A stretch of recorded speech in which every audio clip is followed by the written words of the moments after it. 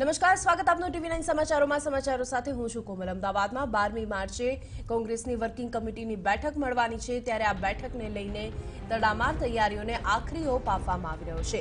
તો સીડબ્લ્યુસીની બેઠકમાં કોંગ્રેસ અધ્યક્ષ રાહુલ ગાંધી, સોનિયા ગાંધી, પ્રિયંકા ગાંધી, મનમોહનસિંહ સહિતના નેતાઓ ઉપસ્થિત રહેશે.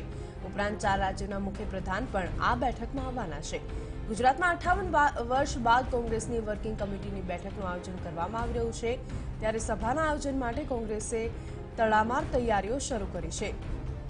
તો 12મી માર્ચે સવારે 10:30 કલાકે અમદાવાદના શાહીબાગ સરદાર સ્મારક ખાતે સીડબ્લ્યુસીની બેઠકનું આયોજન કરવામાં આવશે, જે બાદ બપોરે 1 વાગે અડાલજ ખાતે કોંગ્રેસ જનસભાને સંબોધન કરશે. તો સભા સ્થળ પર 4 લાખથી પણ વધારે લોકો ભેગા થાય તેવો અંદાજ છે. ત્યારે નેતાઓની સુરક્ષાને લઈને પણ એસપીજીની ટીમે ત્રિમંદિર પાસે સભા સ્થળની મુલાકાત કરી હતી. 12 માર્ચના રોજ પ્રથમવાર કોંગ્રેસનું શીર્ષ નેતૃત્વ અને નેતાઓ તમામ લોકો એક મંચ પર જોવા મળશે.